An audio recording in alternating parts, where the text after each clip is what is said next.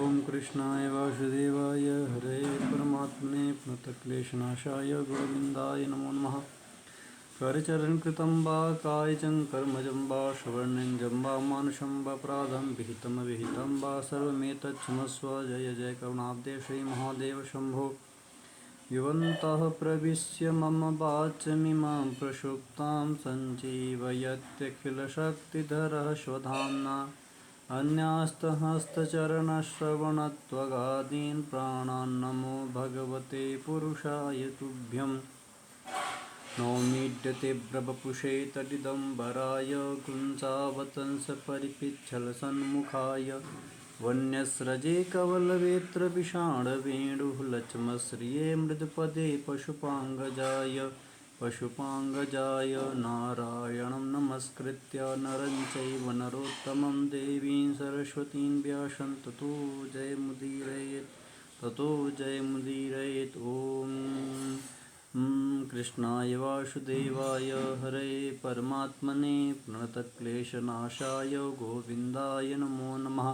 कृष्णाय वासुदेवाय देवकीनन्दनाय च नन्दगोपकुमाराय गोविन्दाय नमो नमः। गुरुर्ब्रह्मा गुरुर्विष्णु गुरुर्देवो महेश्वरः गुरुसाक्षात् परब्रह्म तस्मै श्रीगुरुवे नमः। ओं सरस्वत्यै नमः। श्री परमात्मने नमः। श्री गुरुचरणकमलेभ्यो नमो नमः। नमः शिवाय। ओम श्री परमात्मने नमः।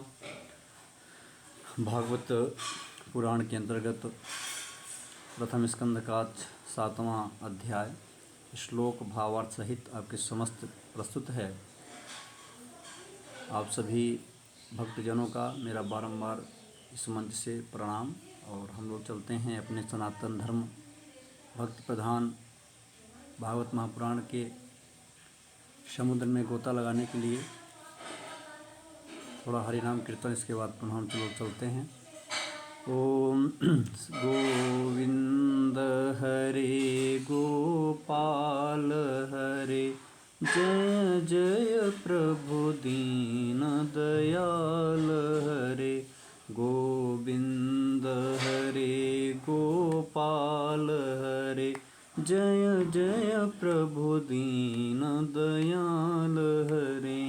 हे श्याम हरे घनश्याम हरे जय जय प्रभु दीन दयाल हरे।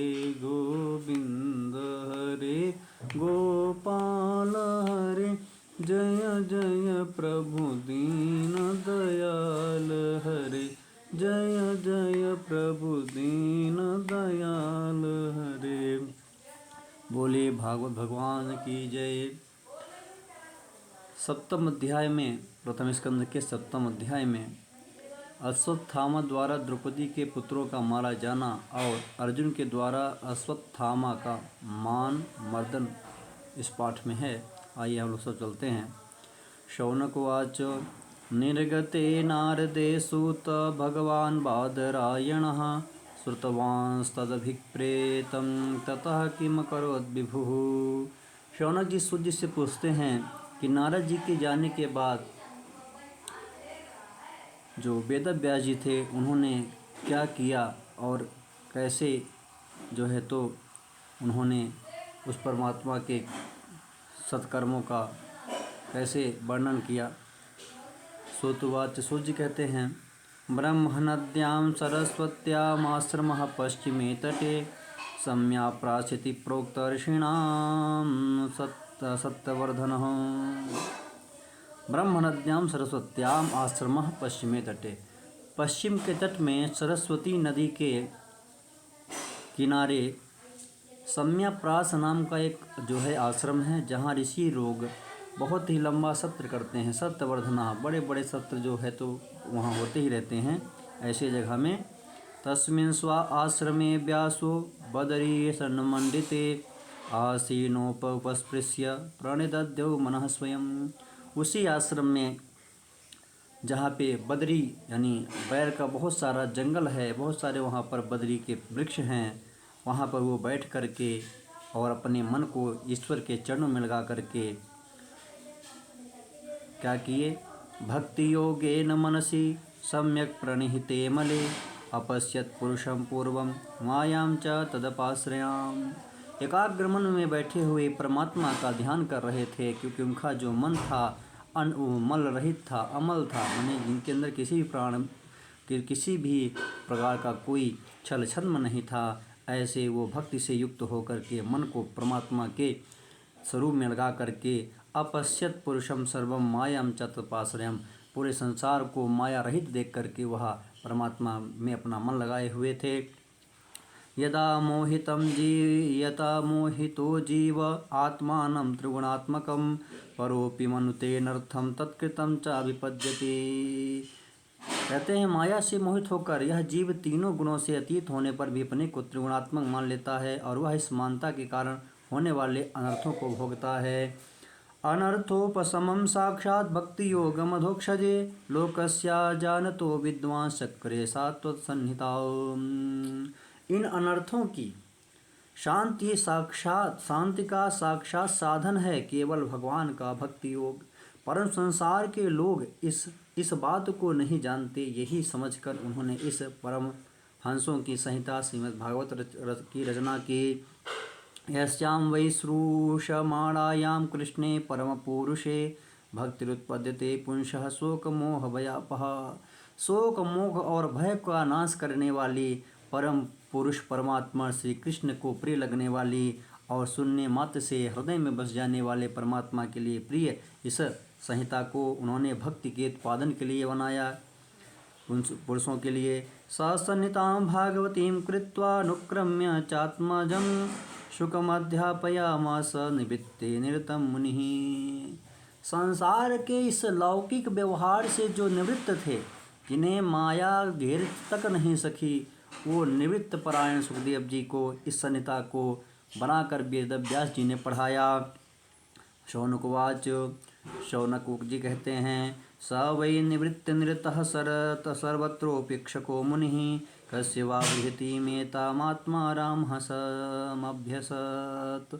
अब शौनक जी कहते हैं, प्रभु आपने कहा कि उनके पुत्र जो सुखदेव जी थे वो उनके आत्मपुत्र थे, और क्या थे, कहा निवृत्त निरतम, वो निश्चित ही क्या थे, निवृत्त थे। उनको संसार से कोई लेना देना नहीं था।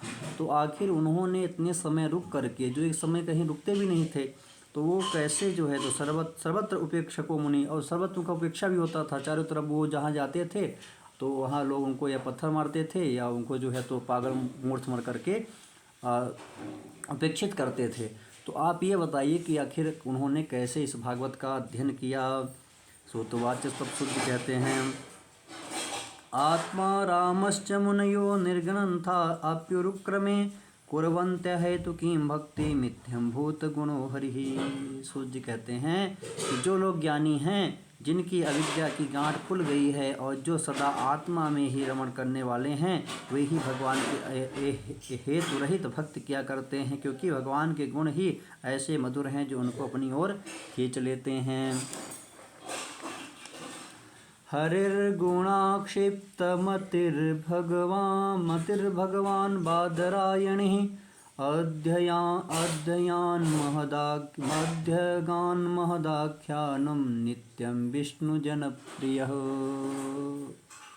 फिर सुखदेव जी तो भगवान के भक्तों के अत्यंत प्रिय हैं और स्वयं भगवान वेद व्यास के पुत्र हैं। भगवान के गुणों ने उनके हृदय को अपनी ओर खींच लिया और उन्होंने उससे विवश होकर ही इस विशाल ग्रंथ का अध्ययन किया। परीक्षितोऽथ राजर्षिर्जन्म कर्म विलापनम संस्थां च पांडुपुत्राणां वक्षे कृष्ण कथोदयम्। कहते हैं कि परीक्षितोऽथ राजर्षि जो परीक्षित थे, उन्होंने इस कथा को निश्चित ही सुना, श्रवण किया और पांडुकुल का उन्होंने मान बढ़ाया। निश्चित ही इस पांडुकुल में जन्मे परीक्षित जी बहुत ही भाग्यशाली थे, जो कृष्ण की कथा उनको सुनने को मिली।